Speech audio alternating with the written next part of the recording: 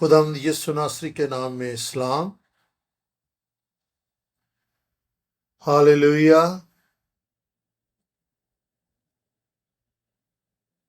عام قضات کی کتاب کے سلسلہ میں آج تیسری اسٹڈی کرنے جا رہے ہیں۔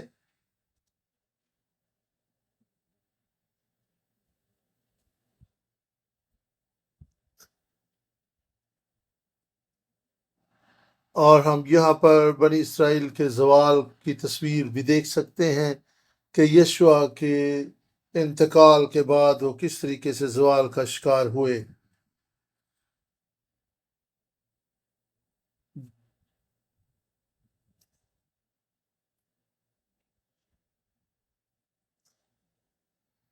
پہلے اور دوسرے باب میں بائبل مقدس قضات کی کتاب ہمیں کیا پیغام دیتی ہے؟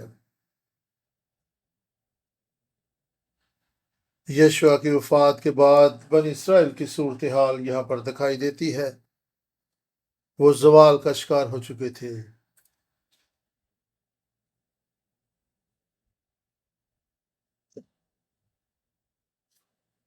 خدا نے کنعانی لوگ ان کے قبضہ میں کر دیے تھے، اور خدا نے کہا تھا کہ یہ ملک میں نے تمہیں دے دیا ہے۔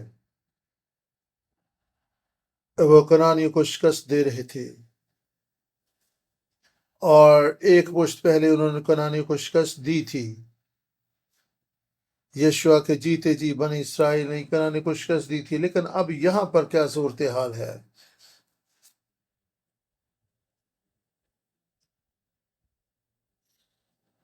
لیکن اب وہ اس علاقہ میں پہنچے ہیں تو وہ دب کے بیٹھے ہیں، اور پہلے باب میں ہم دیکھتے ہیں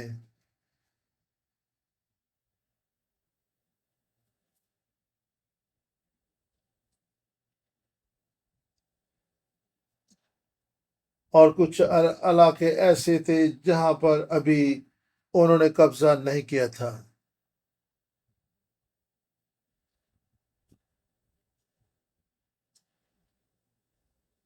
اور یہاں پر ہم دیکھتے ہیں کہ کنعانی لوگ کچھ قوموں کو نکالنے سے قاصر رہے،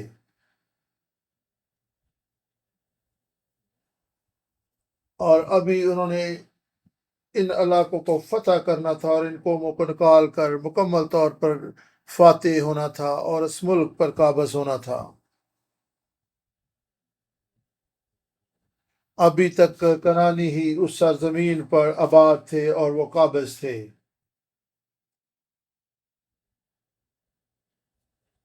خدا تو وہ ملک، وہ سرزمین انہیں دے چکا تھا، اور انہیں جنگ کرنی تھی، فتح کے لیے آگے بڑھنا تھا، پیش قدمی کر کے اس ملک پر قابض ہونا تھا۔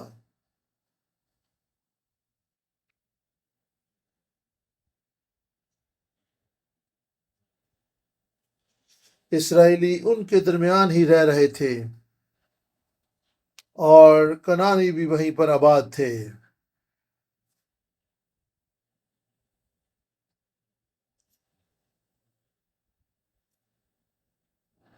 اور خدا نے ہمیں غالب آنے کی قوت دی ہے، اس لیے ہمیں بھی آگے بڑھنا، پیش قدمی کرنی ہے، اور نعمت و برکات کو حاصل کرنا ہے جو خدا یسوع مسیح میں ہمیں مل چکی ہیں۔ ہماری زندگی کے کون سے علاقے ابھی تک پورے طور پر فاتح نہیں ہے؟ کون سی علاقوں پر، کون سی عادات، کون سے رویوں پر ہمیں غالب آنے کی ضرورت ہے؟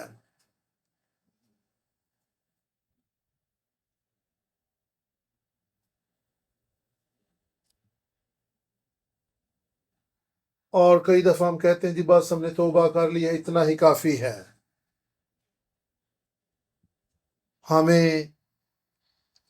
ہمیں آگے بڑھنا ہے اور ان سب برکات کو لینا ہے جو خدا نے ہمیں دی ہیں۔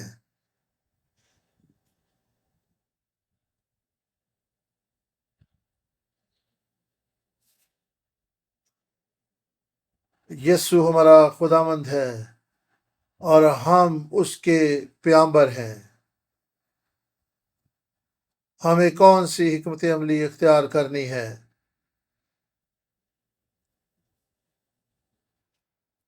پہلا باب 27ویں آیت میں خدا کے کلام میں اس طرح سے لکھا ہے، اور منسی نے بھی بیت شان اور اس کے قسموں، اور تہناک اور اس کے قسموں، اور دور اور اس کے قسموں کے بشندوں، اور ابیلام اور اس کے قصبوں کے باشندوں اور مزدور اس کے قصبوں کے باشندوں کو نہ نکالا، بلکہ کنعانی اس ملک میں بسے ہی رہے۔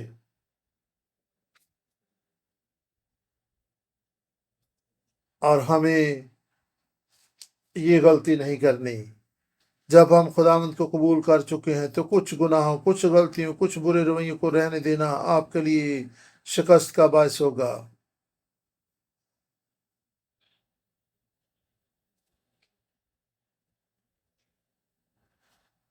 قضات دوسرا باب،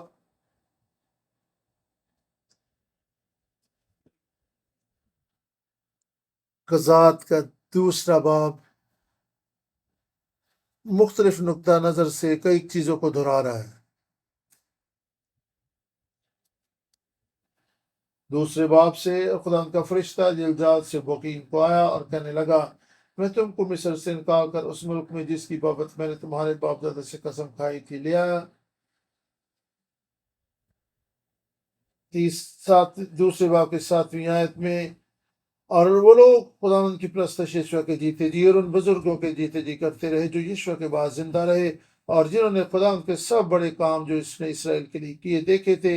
اور نون کا بیٹا یشوع خداوند کا بندہ 110 برس کا ہو کر رحلت فرما گیا۔ اور ان کئی یہاں پہ خدا اسرائیل کے زوال کو بار بار دہرا کر بیان کر رہا ہے۔ ہمیں مختلف پہلوؤں کو دیکھنا ہے۔ ہم اس صورتحال کو مختلف زاویے سے دیکھیں گے، کس طریقے سے گناہ ان کی زندگیوں میں آیا، کس طرح خدا کے لوگوں کا زوال ہوا۔ ہمیں اپنی زندگیوں کا جائزہ لینا ہے، کس طرح اور کس قدر ہماری زندگی میں گناہ موجود ہے جو ہمیں شکست میں رکھے ہوئے ہے۔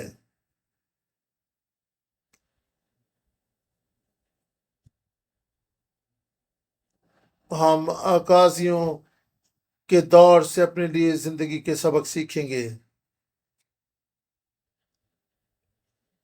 اور کئی دفعہ ہم سیکھتے رہتے ہیں لیکن ہماری زندگی میں کوئی تبدیلی نہیں آتی۔ بن اسرائیل کس قدر زوال کا شکار ہو چکے تھے کہ وہ وعدہ کی سرزمین میں داخل ہو کر بھی اپنے دشمنوں کے روبرو رہ رہے تھے، اور کئی علاقے فتح کرنا باقی تھے۔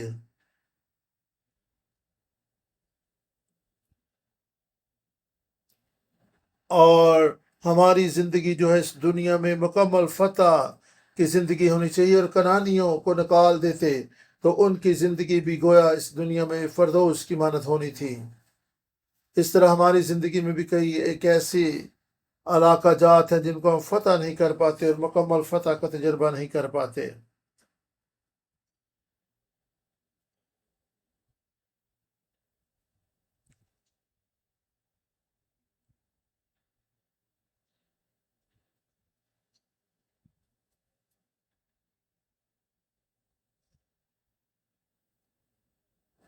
یہاں پر پہلی 10 آیات میں دیکھیں، خدا کا فرشتہ بوکیم کے مقام پر بنی اسرائیل کے پاس آتا ہے۔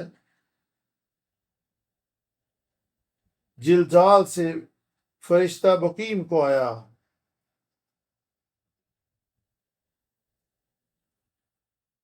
دوسرا باب پہلی آیت، اور خدا کا فرشتہ جلجال سے بوکیم کو آیا اور کہنے لگا، میں تم کو مصر سے نکال کر اس ملک میں جس کی بابت میں نے تمہارے باپ دادے سے قسم کھائی تھی لے آیا، اور میں نے کہا کہ میں ہرگز تم سے عہد شکنی نہیں کروں گا، اور تم اس ملک کے باشندوں کے ساتھ عہد نہ باندھنا، بلکہ تم ان کے مذہبوں کو ڈھا دینا، پر تم نے میری بات نہیں مانی۔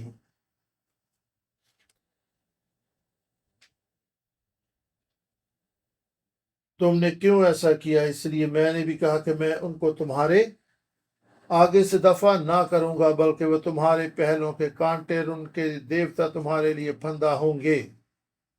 جب خدا کے فرشتہ نے سب بنی اسرائیل سے یہ باتیں کہیں تو وہ چلا چلا کر رونے لگے، اور انہوں نے اس جگہ کا نام بوکیم رکھا، اور وہاں انہوں نے خدا کے لیے قربانی چڑھائی۔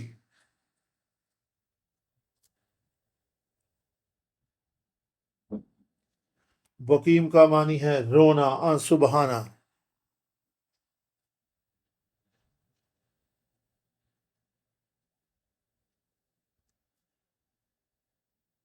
کیا آپ اپنی زندگی میں کسی ایسے مقام سے دوچار ہوئے ہیں جہاں پہ آپ کو پچھتانا پڑا، رونا پڑا؟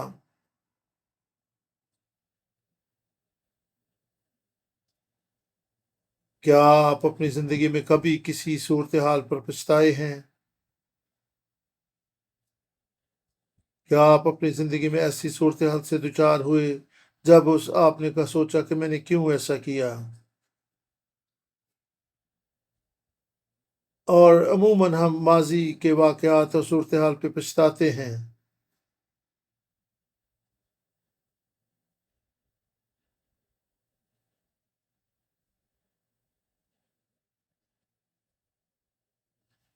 اور ہم ان واقعات اور صورتحال کو بدل نہیں سکتے جن پہ ہم پچھتا رہے ہوتے ہیں۔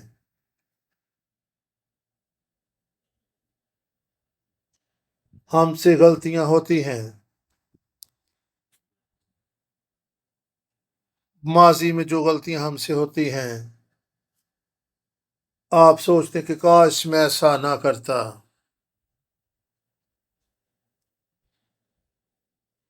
ہماری زندگی کی صورتحال کیسی؟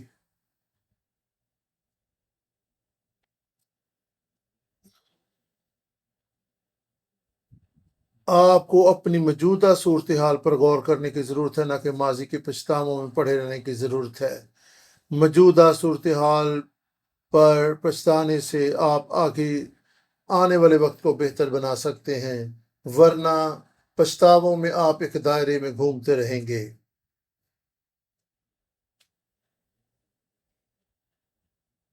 اور خدا نے وہ ملک انہیں دے دیا تھا،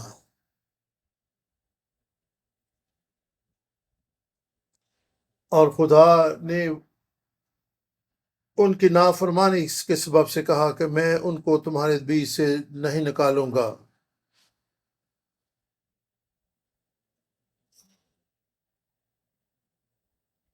اور کئی چیزوں سے وہ سمجھوتا کر چکے تھے۔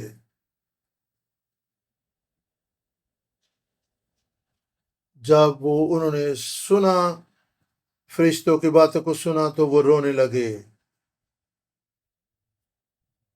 اور وہ خداوند کے فرشتہ کی باتوں کو سن کر پچھتائے۔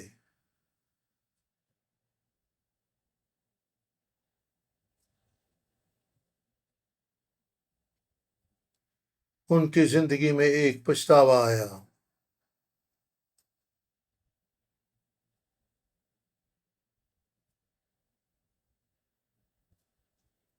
آپ کی زندگی میں وہ کون سا آخری وقت تھا جب آپ اپنی زندگی پر پچھتائے تھے؟ خدا چاہتا ہے کہ آپ اپنی زندگی میں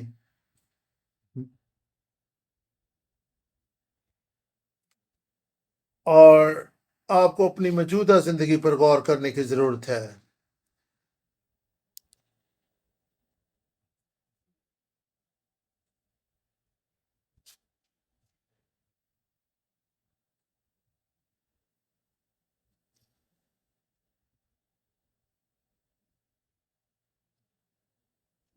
ہم اپنے دعائیہ وقت میں خدا ان کے پاس آ کر اپنی غلطیوں پر پچھتاوے کا اظہار کر سکتے ہیں۔ انہوں نے اس جگہ کا نام بقیم رکھا۔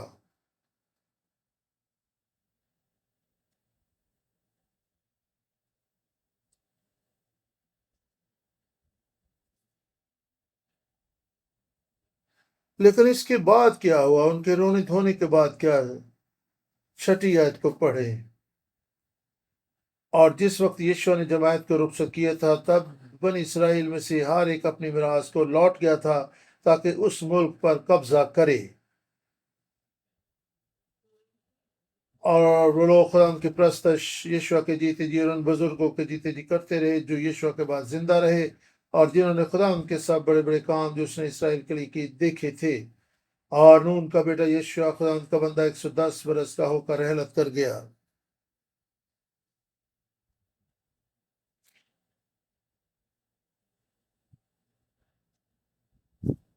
اور انہوں نے اس کی میراث کی حد پر تمنت حرس میں افرائیم کے کوستانی ملک میں جو کوئی جہاز کے شمال کی طرف ہے اس کو دفن کیا، اور وہ ساری پشت بھی اپنے باپ دادا سے جا ملی، اور ان کے بعد ایک اور پشت پیدا ہوئی جو نہ خدا کو اور نہ اس کے کام کو جو اس نے اسرائیل کے لیے کیا تھا جانتی تھی۔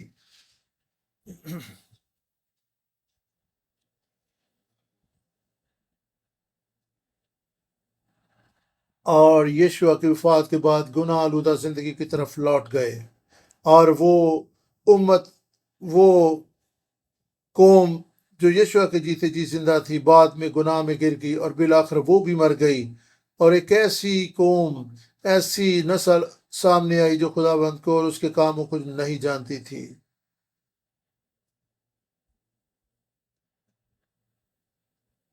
جلجال وہ مقام ہے جہاں پر خدا نے کہا کہ تمہاری شرمندگی جاتی رہی، تمہارے گناہ تمہاری زندگی سے ہٹا دیے گئے ہیں،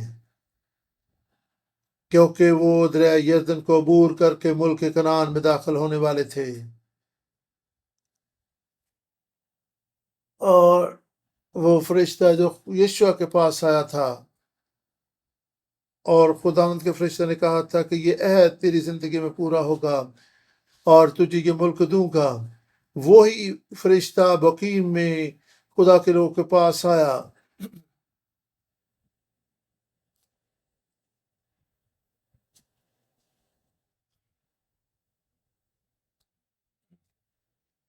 خداوند نے تو انہیں یقین کرا کہ میں تو تمہارے ساتھ ہوں، لیکن تم نے نافرمانی کی ہے۔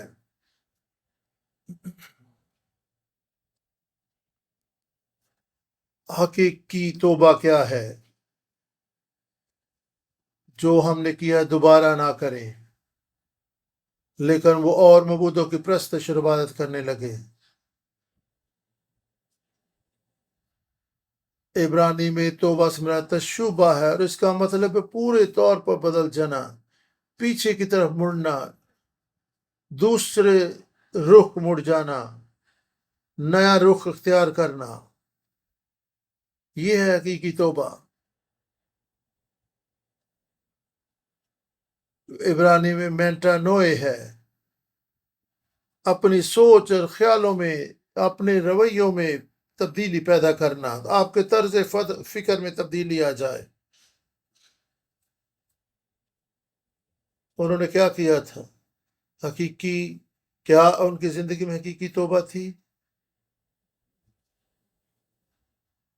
پہلی بات، وہ تو رو رہے تھے، پچھتا رہے تھے، لیکن حقیقی توبہ نہیں تھی۔ لیکن وہ اس پچھتاوے کو اپنی زندگی میں لے کر تبدیل نہ ہوئے، ان کا طرز زندگی، ان کی سوچیں ویسی کی ویسی رہیں۔ خدا چاہتا ہے کہ جب ہم توبہ کریں تو حقیقی تبدیلی ہماری سوچوں اور رویوں اور طرز زندگی میں آئے۔ خدا نے کہا کہ میں نے جو کہا تھا تم نے نہیں کیا۔ دیکھنا کہ ہمیں کیسی توبہ کرنی ہے، ہم کیسے اپنے آپ کو بدل سکتے ہیں۔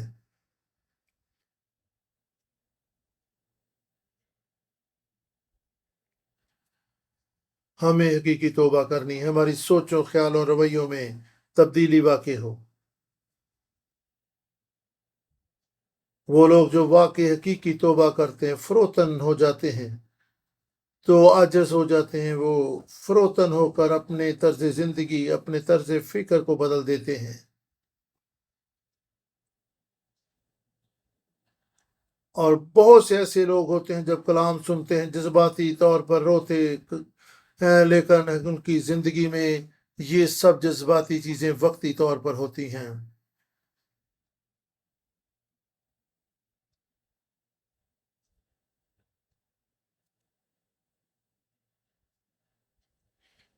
لیکن وہ رو رہے تھے، لیکن یہ ان کا کرانا رونا عارضی تھا۔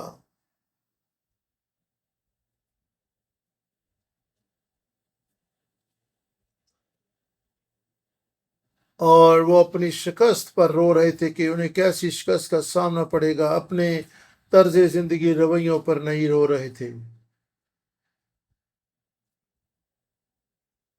اور بہت سے لوگ جو ہیں حالات و واقعات کی سختی پر آنسو بہاتے ہیں، اور وہ توبہ نہیں کرتے، وقتی طور پر روتے ہیں،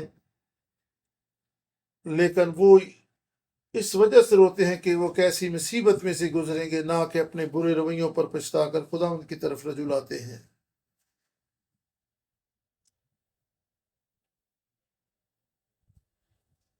اور بس بہت سے لوگ کہتے ہیں جی میں تو ایسا ہی ہوں، میرا زندگی کا رویہ اور طرز زندگی ایسا ہی ہے.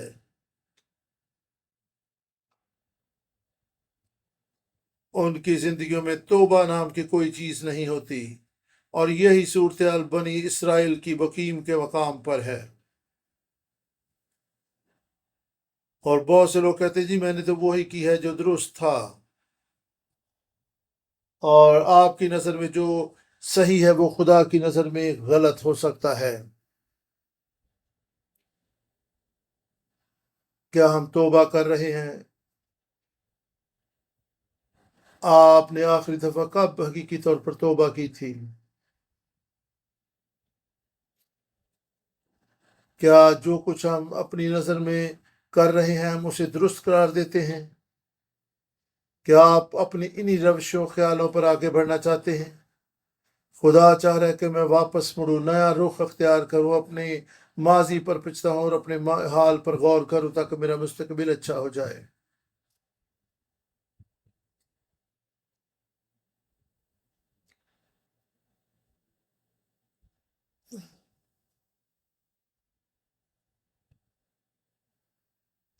میں نے اپنی زندگی میں کئی دفعہ محسوس کیا کہ خدا مجھے واپس مڑنے کے لیے کہہ رہا ہے، اور میری زندگی میں پاسبانی خدمت کے دوران کئی ایسے وقت ہے جب مجھے واپس مڑنا پڑا، جب مجھے خداوند کی طرف رجوع لانا پڑا. خداوند مجھے احساس دلایا کہ میں غلط ہوں. خدا نے مجھے تازگی بخشی اور اثر نہیں مجھے کئی ایک مقامات پر لے آیا.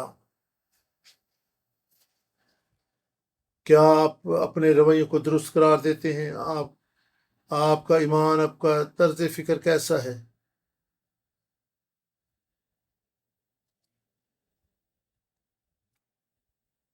اور حقیقی پاسبان ہونا اہم ہے، یہ حقیقی مسیحی ہونا ضروری ہے.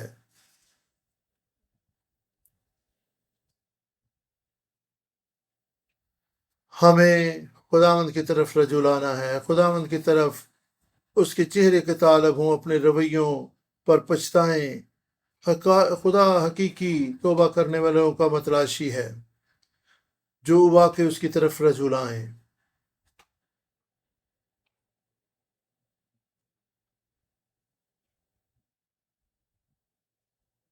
یشوع اور اس کے ساتھی بزرگ جب وفات پا گئے اور ایک ایسی نسل آئی، ایک ایسی پشت جو خدا اور اس کے کاموں سے واقف نہیں تھی. 10ویں آیت. اور وہ ساری پشت بھی اپنے باپ دادا سے جا ملی، اور ان کے بعد ایک اور پشت پیدا ہوئی جو خداوند کو اور نہ خداوند کو اور نہ اس کے کاموں کو جانتی تھی جو اس نے اسرائیل کے لیے کیے تھے.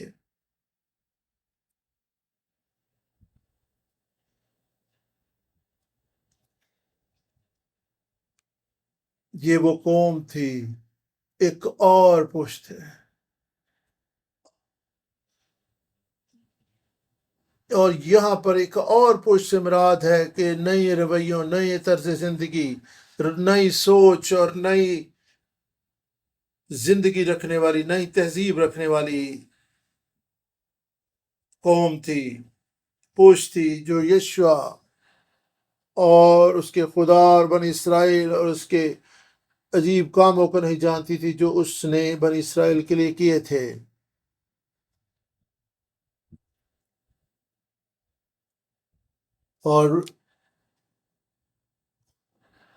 اور ایک اور پشت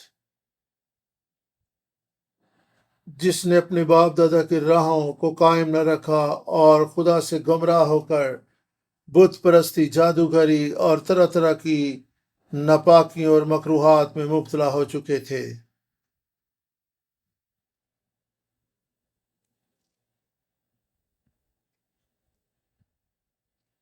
ہم میں سے کتنے ہیں جو واقعی جو یہ کہہ سکے کہ خدا کے ساتھ میرا شخصی تعلق اور رشتہ ہے؟ کیا یہ رشتہ جذبات پر مبنی ہے، یا وقتی طور پر آپ خدا اور اس کی راہوں پر چلتے ہیں؟ اور خدا چاہتا ہے کہ آپ اس کی راہوں پر چلیں، شخصی تعلق اور رشتہ اس کے ساتھ قائم رکھیں.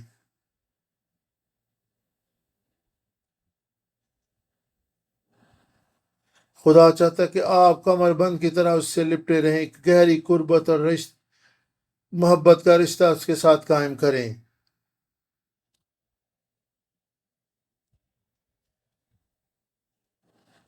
جب خدا کے لوگ اس کو پکارتے ہیں تو وہ جواب دیتا ہے۔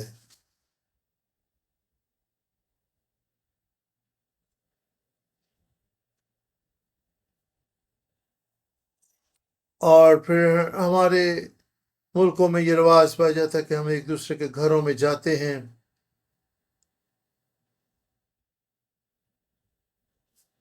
اور پھر بہت سے پاسبان جو ہیں زیادہ سے زیادہ کلیسیاؤں کے پاسبان زیادہ سے زیادہ کلیسیاں کے گھروں میں جاتے ہیں، لیکن وزٹ کا ایک بنیادی مقصد یہی ہے کہ ہم شخصی زندگیوں کے بارے میں جانیں کہ وہ خدا کے ساتھ کس طرح سے چل رہی ہیں، کیا شخصی طور پر خدا کے ساتھ لوگوں کا رشتہ موجود ہے۔ یہ نہیں کہ ہم وہاں پر جائیں اور وہاں پر وقت ضائع کریں اور صرف چائے پانی اور ہدیے تک ہماری توجہ مرکوز رہے۔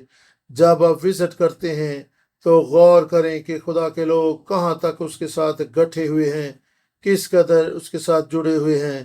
میری دعا ہے کہ ہم پاسبانوں کے ذہن و دلوں کو بھی خدا کھولے تاکہ ہم درست طور پہ لوگوں کی زندگیوں کو دیکھ سکیں۔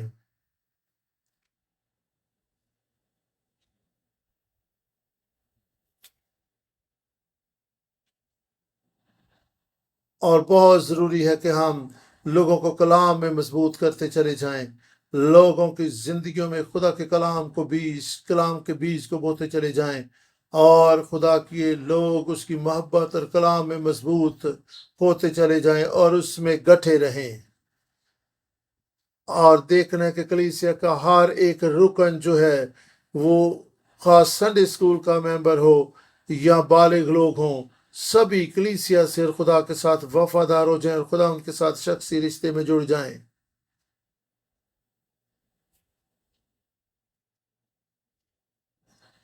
کیا آپ اپنی زندگی میں بہت زیادہ کامیاب ہیں؟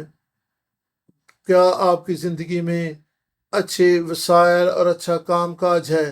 یہ سب کچھ ہماری زندگی میں فخر نہ بنے۔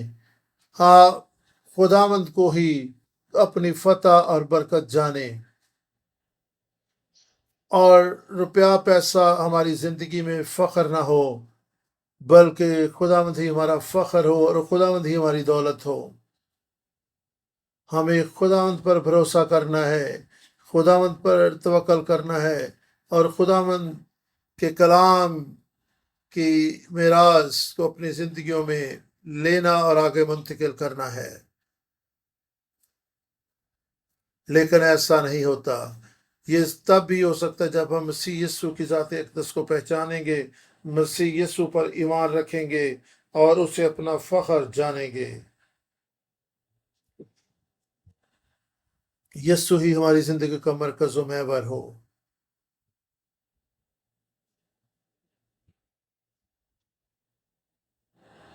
اور خدا جو ہے وہ اس بات پر زور دیتا ہے کہ آپ اس میں زور آور اور خوبصورت ہو جائیں، آپ اس میں خوبصورت ہوتے چلیں، آپ اس میں زور آور ہوتے چلے جائیں۔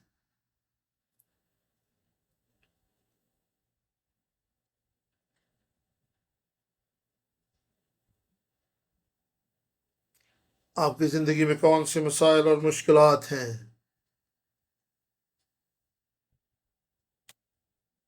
ماضی میں نہ کھوئے رہیں۔ آپ کبھی بھی ماضی کی غلطیوں کو اپنے اوپر سوار نہ ہونے دیں، بلکہ ان سے سبق سیکھ کر آپ آگے بڑھیں۔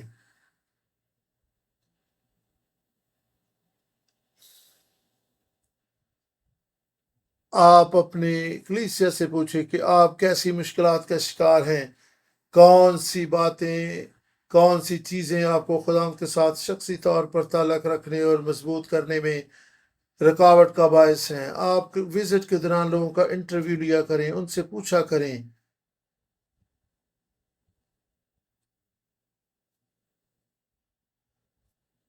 اکثر اوقات ہم کلیسیا کے گھروں میں وزٹ کرنے کے لیے جاتے ہیں، وہاں پر ادھر ادھر کی باتیں ہوتی ہیں، بہت کم ہم کلام کی بات کرتے ہیں، بہت کم ہم کلیسیا کے ساتھ انٹرویو لینے والے انداز میں بات چیت کرتے ہیں، کیونکہ شاید ہمیں جلدی ہوتی ہے کہ ہم نے اگلے گھر بھی جانا ہے۔ اس لیے عزیزوں، پاسبانوں، آپ کی ذمہ داری ہے کہ آپ کلیسیا کی گلہ بانی کریں، ان کی نگہبانی کریں اور ان سے کلام کی گفتگو کیا کریں۔ آج ایمانداروں میں ریاکاری پائی جاتی ہے۔ کلیسیا کے لوگ چرچ میں آنے کے باوجود ریاکار ہیں، اور ان کی زندگی میں چرچ آنا جانا ایک معمول بن چکا ہے۔ بائبل مقدس شاید پڑھتے ہیں، لیکن اس پر بائبل مقدس کی راہوں پر نہیں چلتے۔ اور اب والدین کی ذمہ داری ہے کہ وہ بچوں کو خدا کی راہوں پر چلنا سکھائیں، صرف پاسبان پر اپنے گھرانے کو نہ ڈالیں۔ آپ جو والدین ہیں، آپ جو ماں ہیں، آپ جو باپ ہیں، آپ جو بڑے بھائی ہیں، آپ کی بھی ذمہ داری ہے کہ آپ کلیسیا میں جب جاتے ہیں تو اپنے گھرانے کی بھی گلہ بانی نگہبانی کریں اور ان کو خدا ان کی راہیں سکھائیں۔ کیا مجھے اپنے آپ کو بھی پوچھنا، جانچنا اور پرکھنا ہے؟ یہاں پر ایک ایسی پشت پیدا ہوئی جو خدا اور یشوع اور خدا کے عظیم کاموں کو نہیں جانتی تھی جو خدا نے اسرائیل کے لیے کیے تھے۔ کیا ہمارے گھرانوں میں ایسی پشت تو پروان نہیں چڑھ رہی؟ خروج 12:24 اور خروج 12:24 آیت میں سے ہم پڑھنے لگے ہیں۔ خدا کے کلام میں لکھا ہے، خروج 12:24 میں خدا کا کلام بیان کرتا ہے، اور تم اس بات کو اپنے اور اپنی اولاد کے لیے ہمیشہ کی رسم کر کے ماننا، اور جب تم اس ملک میں جو خداوند تم کو اپنے وعدہ کے موافق دے گا داخل ہو جاؤ تو اس عبادت کو برابر جاری رکھنا، اور جب تمہاری اولاد تم سے پوچھے کہ اس عبادت سے تمہارا مقصد کیا ہے تو تم یہ کہنا کہ یہ خداوند کی فسح کی قربانی ہے۔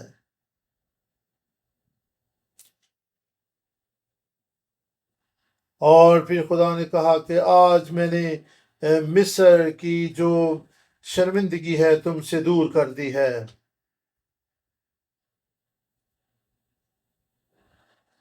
اور خدا نے کہا کہ تم ایک یادگاری قائم کرنا، اور خداوند خدا ہی ایک ہے۔ اور جو خدا نے بنی اسرائیل سے کلام کیا یہ تھا کہ تو اپنی اولاد کو یہ کلام سکھانا، اور جو خدا نے کام بنی اسرائیل کے لیے کی ہے وہ ان کو بتانا۔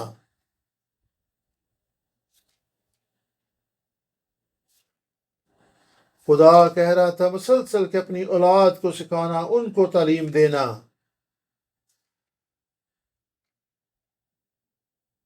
اور خدا یہ کہہ رہا تھا کہ جب تمہاری اولاد تم سے پوچھے کہ اس یادگار کا کیا معنی ہے، ان چیزوں سے کیا مطلب ہے، مقصد ہے، تو تم اپنی اولاد کو گواہی دینا۔ خدا تو کہہ رہا تھا کہ اپنی قوم کو بتانا، اپنی نسل کو، اپنے بچوں کو یہ تعلیم دینا اور انہیں گواہی دینا کہ خداوند نے ہمارے لیے کیسے عجیب کام کیے،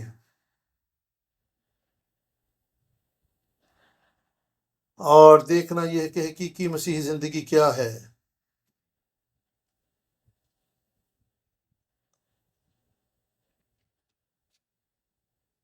اور اگر ہماری ظاہری زندگی کچھ اور ہے، باطنی زندگی کچھ اور ہے، تو ہم اپنے بچوں کے لیے کیسی گواہی ہیں؟ ہمارا طرز زندگی، رویے کلام کے عین مطابق ہوں، تاکہ ہمارے بچوں کو ہماری زندگی میں دوہرا پن دکھائی نہ دے۔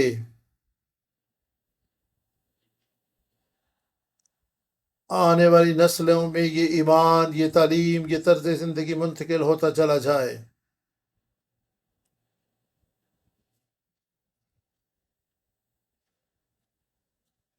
قاضیوں کے دور میں ایسی ہی صورتحال تھی۔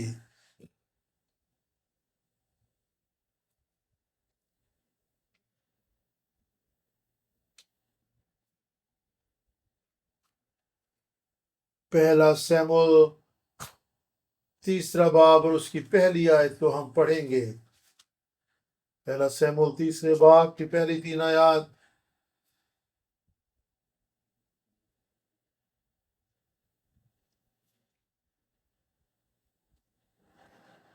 اور وہ لڑکا سیموئیل ایلی کے سامنے خداوند کی خدمت کرتا تھا. ان دنوں خداوند کا کلام گراں قدر تھا، کوئی رویا برمنا نہ ہوتی تھی. خدا کا کلام آگے منتقل نہیں ہو رہا تھا. خدا کے لیے ایک نسل کھڑی نہیں ہو رہی تھی.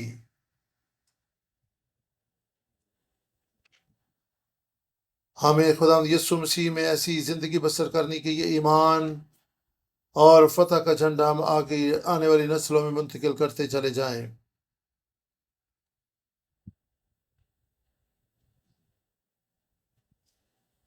قضاء دوسرا باب اور 12 آیت. خدا کو نہ جاننے کے سبب سے کیسی صورتحال کا سامنا انہیں ہوا، اور انہوں نے خدا اپنے باپ دادا کے خدا کو جو ان کو ملک مصر سے نکال لایا تھا چھوڑ دیا، اور دوسرے معبودوں کی جو ان کے چگرد کی قوموں کے دیوتاؤں میں سے تھے پیروی کرنے اور ان کو سجدہ کرنے لگے. کیونکہ وہ خداوند کو نہیں جانتے تھے اس لیے وہ غیر معبودوں کے دیوتاؤں اور بتوں کی پوجا کرنے لگے.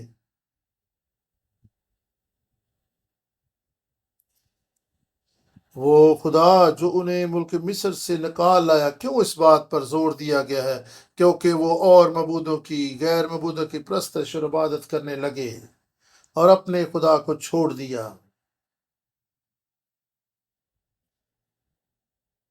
اور خدا ان کا قہر 14ویں آیت. اور خدا ان کا قہر اسرائیل پر بھڑکا اور اس نے ان کو غارت گروں کے ہاتھوں میں کر دیا جو ان کو لوٹنے لگے، اور اس نے ان کو ان کے دشمنوں کے ہاتھ جو آس پاس تھے بیچا.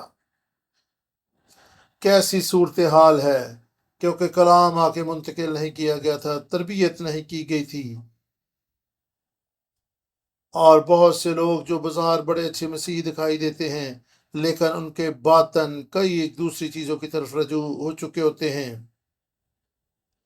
ہم کہتے ہیں جی میں یسوع مسیح پر ایمان رکھتا ہوں.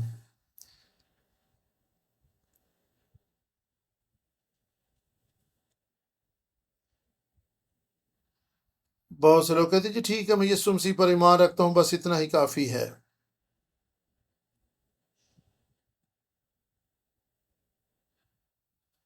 اسرائیل بھی تو یہی کچھ کر رہے تھے. جب مشکلات آئیں،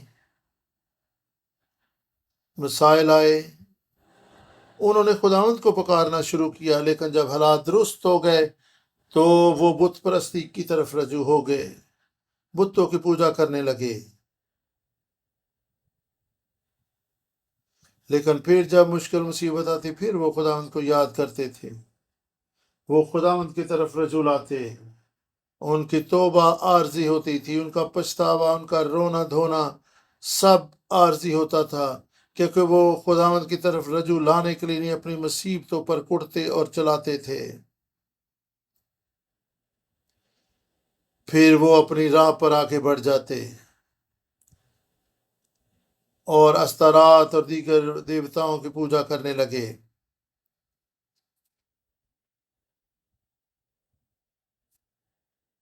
12 آیت. اور دوسرے معبودوں کی جو ان کے چگرد کی قوموں کے دیوتاؤں میں سے تھے پیروی کرنے اور ان کو سجدہ کرنے لگے، اور خداوند کو غصہ دلایا.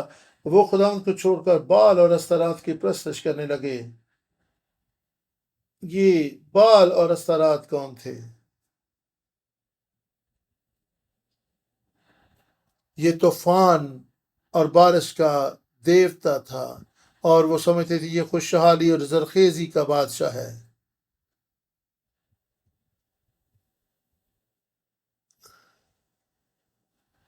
استارات جو تھا یہ بھی بال کا ساتھی دیوتا تھا. یہ زرخیزی اور بنی نوع انسان کی افزائش اور کھیتوں کھلیانوں میں فصلوں کی افزائش سے منسلک تھا. یہ بالکل ایسے ہی تھے جیسے میاں بیوی دونوں معبود تھے، دیوی اور دیوتا. یہ باہم ایک دوسرے کے لیے ایک دوسرے کے ساتھ کام کرتے تھے.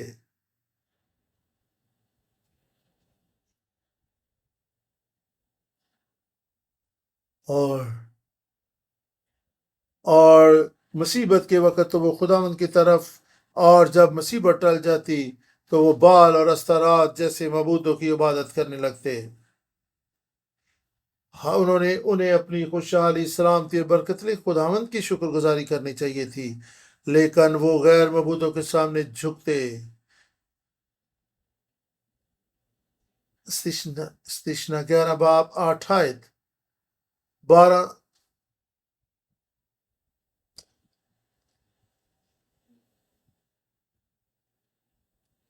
آسمان سے بارش ہوتی ہے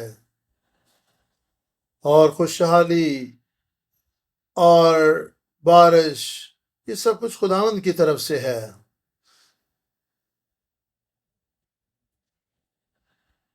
اسرائیل کے لوگوں نے ساری چیزوں کو گٹ مٹ کر دیا تھا۔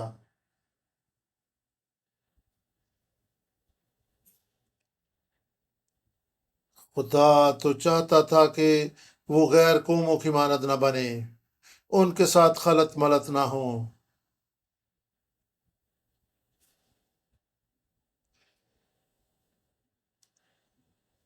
انہیں اپنے خداوند کی بات سننا تھی۔ خدا انہیں کیسے بنانا چاہتا تھا؟ ہم اپنے بچوں کو کیا تعلیم دیں، ان کو کیا سکھائیں کہ وہ کامیاب ہوں، کامران ہوں؟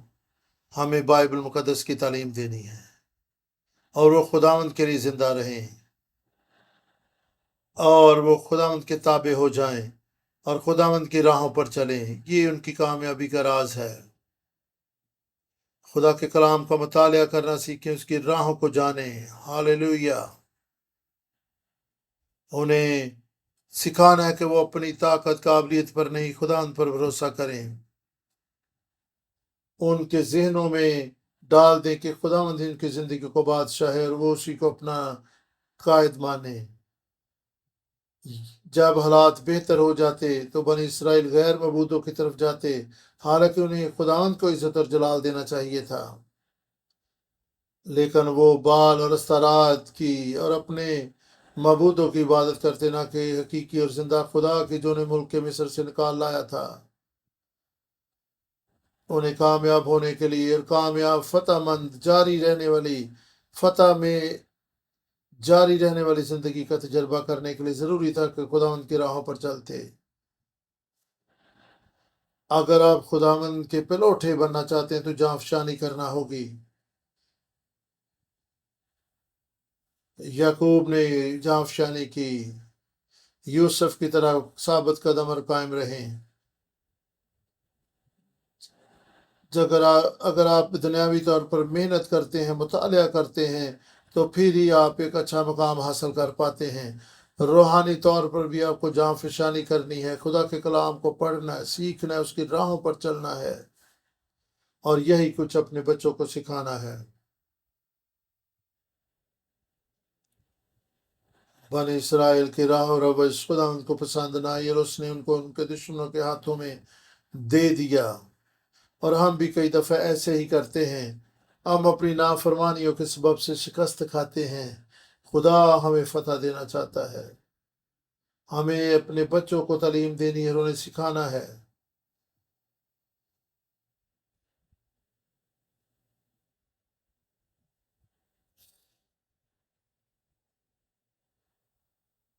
کیا آپ اس بات کے لیے کمیٹڈ ہیں کہ آپ اپنے گھرانے کو بائبل مقدس سکھائیں گے، انہیں تعلیم دیں گے؟ کیا آپ تعلیم دینے کے لیے، سیکھنے کے لیے تیار ہیں، تاکہ آپ یہ ایمان کی مشعل اپنی آنے والی نسلوں کے ہاتھوں میں تھما سکیں؟ ہمیں اپنی روشوں کو، اپنی راہوں کو، طرز زندگی کو جاننا اور سمجھنا ہے۔ ہمیں خداوند کے لیے زندہ رہنا ہے۔ ہم اپنے بچوں کو ہر روز اسکول بھیجتے ہیں،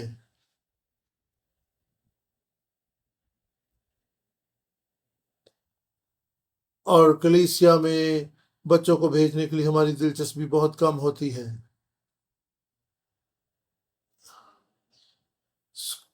اسکول میں بڑے شوق سے بھیجتے ہیں، لیکن کلیسیا میں بچوں کو بھیجنے کے تعلق سے، خدا کی بادشاہی کے تعلق سیکھنے کے لیے ہم کتنی دلچسپی لیتے ہیں۔ ہم اپنے بچوں کو کیا سکھا رہے ہیں؟ ہمیں ایسی زندگی بسر کرنی کہ آپ اپنے بچوں کے اپنی زندگی کو وقف کریں تاکہ وہ خدا ان کی راہوں کو سیکھیں، وہ خدا کی عزت کرنا سیکھیں، خدا کے کلام کی تعظیم کرنا سیکھیں۔ خدا یہ کہہ رہا ہے، اور خداوند یہ کہہ رہا ہے کہ آپ بطور کلیسیا کامیاب نہیں ہوں گے جب تک آپ جاں فشانی نہیں کریں گے اور آنے والی نسلوں کو ایمان اور کلام کی تعلیم نہیں دیں گے۔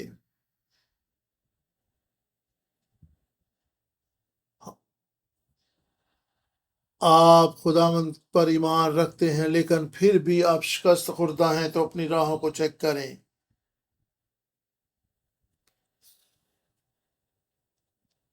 13ویں آیت کو ہم پڑھیں گے،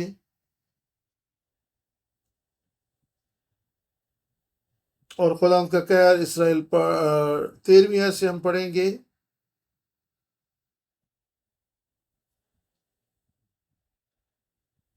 اور وہ خداوند کو چھوڑ کر بال اور استرات کی پرستش کرنے لگے، اور وہ اپنی روش و راہ پر آگے بڑھے، آپ بال اور استرات کی عبادت کرنے لگے۔ ان کے دلوں میں استرات کی عبادت اور پرستش اور بال کی پرستش سمائی ہوئی تھی۔ انہیں خداوند کے لیے آگے بڑھنا تھا۔ باغ عدن میں آدم کو ہونا چاہیے تھا، لیکن وہاں پر نافرمانی اور گناہ کے سبب سے وہ نکال دیا گیا۔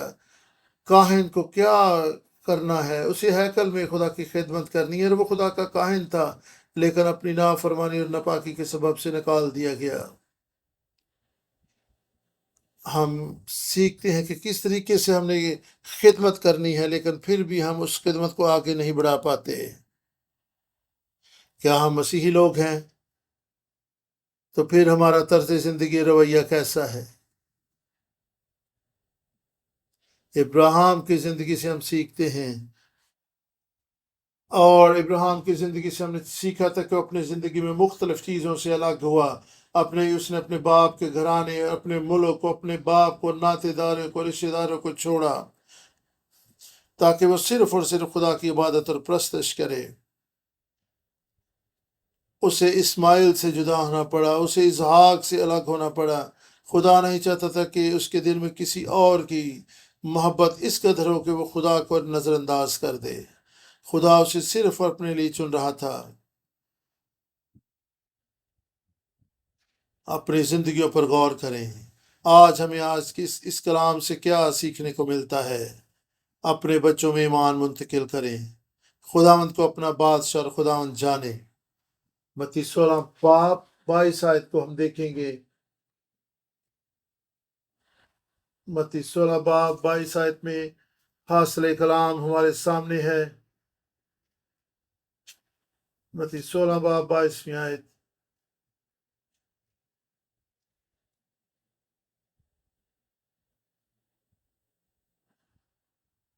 اپنی زندگیوں پر غور کریں، اپنے طرز زندگی رویوں پر غور کریں۔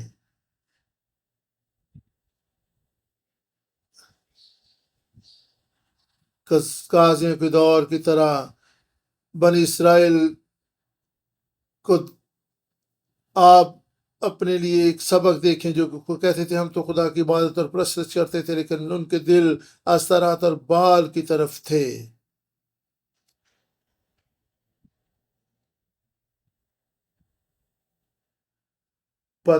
متی 16 باب 22 آیت میں اس پر پطرس اس کو الگ لے جا کر ملامت کرنے لگا کہ اے خدا نہ کرے یہ تجھ پر ہرگز نہیں آنے کا۔ اس نے پھر کر پطرس سے کہا، آئے شیطان میرے سامنے سے دور ہو، تو میرے لیے ٹھوکر کا باعث ہے، کیونکہ تو خدا کی باتوں کا نہیں بلکہ آدمی کی باتوں کا خیال رکھتا ہے۔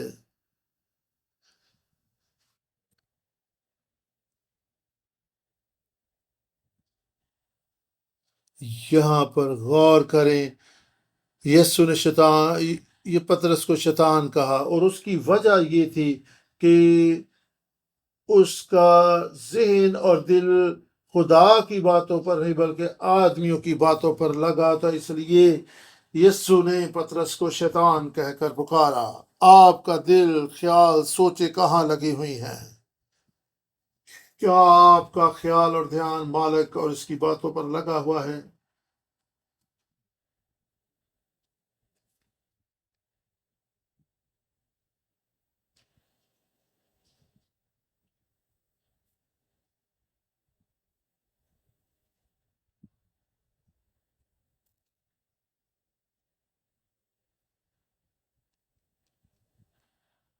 اپنی راہ و روش پر غور کریں۔ آپ کا دل کن باتوں پر ہے؟ آپ کی سوچیں کن باتوں پر ہیں؟ غور کریں، میں اپنے بچوں کے بارے میں فکر مند ہونے کی بجائے ان کو کیا سکھا سکتا ہوں؟ ان کو کلیسیا میں بھیجنے کے لیے میں اپنی کیا ذمہ داری پوری کر سکتا ہوں؟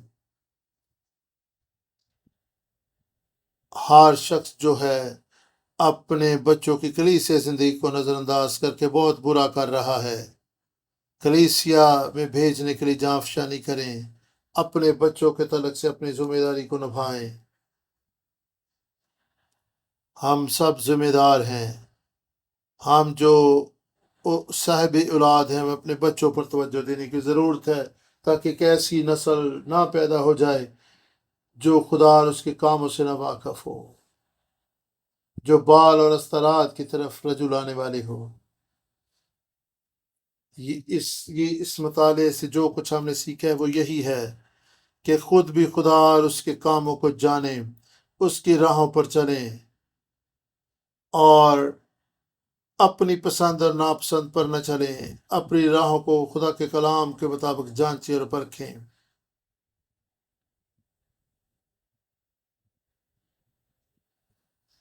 بنی اسرائیل ملک کنعان سے دشمنوں کو نکالنے میں ناکام رہے، سمجھوتا کر لیا جو ان کی شکست اور ان کے لیے ٹھوکر کا باعث بنے۔ اور ہمیں بھی اسرائیل کی طرح جاں افشانی کرنا، دشمن سے جنگ کرنی ہے اور ان برکات کو لینا جو خدا نے ہمیں دی ہیں۔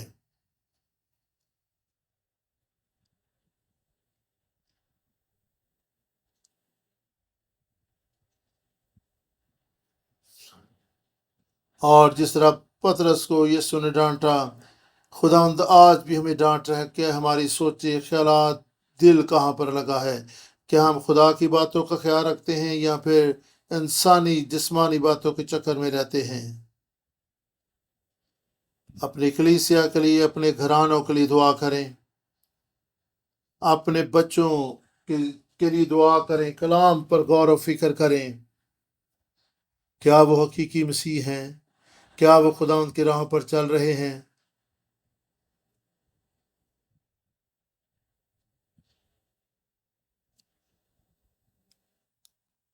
کچھ وقت دعا میں گزاریں۔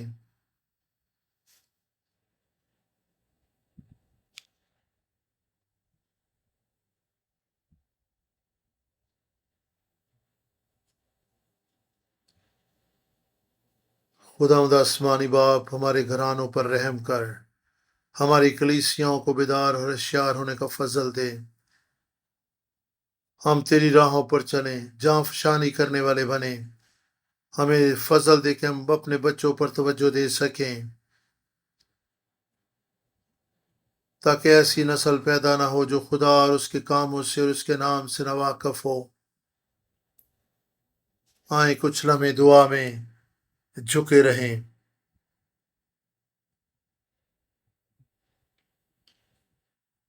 اپنے دلوں کو ٹٹولیں، اپنی زندگیوں کا جائزہ لیں۔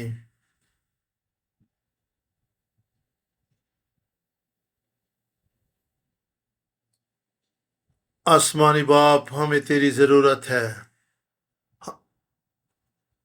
او خدا، ہم اپنی زندگی کے غلط رویوں پر غور کرتے ہوئے پچھتاتے ہیں، اور خدا ہمیں فضل اور توفیق دے کہ ہم تجھے جانیں اور سمجھیں، اور خدا تیرے کلام میں سے آج جو کچھ سیکھا ہے اس پر عمل کرنے والے بنے۔ خدا اس وقت کے لیے شکر گزاری، اس کلام کے لیے شکر گزاری، تیرا شکر ہو کہ تو نے مجھے استعمال کیا. ہم تیری راہوں پر چلیں اے خدا، تیری پرستش اور عبادت کریں. اور خدا ہم تیرے لیے زندہ اور مقبول قربانی بن جائیں. تیری باتوں پر توجہ اور دھیان کرنے والے ہونا کہ دنیاوی باتوں اور خواہشوں میں جکڑے اور پکڑے رہیں خداوند. اور تیرا کلام ہم میں سے ہر ایک کے لیے باعث برکت ہو. اس کی خدا ہمارے ایمان کا ہر وہ ثابت قدم رہے. ہم تیری پرستش اور عبادت کریں نہ کہ بال اور استرات کی. ہو خدا ہم کمزور ہیں، ہمیں تیری ضرورت ہے، ہمیں تیرے زور کی ضرورت ہے تاکہ تیری راہوں پر چلیں، تیرے کام کو آگے بڑھا سکیں. فضل کر، توفیق دے خدا، برکت دے. ہم خدا تیرے لوگ ہوتے ہوئے بھی کئی چیزوں سے سمجھوتا کر لیتے ہیں. ہمیں معاف کر تاکہ غلط راہوں پر نہ چلیں، گمراہی اختیار نہ کریں. ہم تیری راہوں میں ثابت قدم اور قائم رہ سکیں خدا، اور وہ کام پورا کر سکے جو تو نے ہمیں کرنے کے لیے دیا ہے. تیرا شکر ہو. ہاں خدا، مجھے شخصی طور پر اپنے گناہوں سے پھرنے کا فضل دے. تو زور آور ہے، میں کمزور ہوں. او خدا، ہم تیرے زور کے بغیر کچھ نہیں کر سکتے.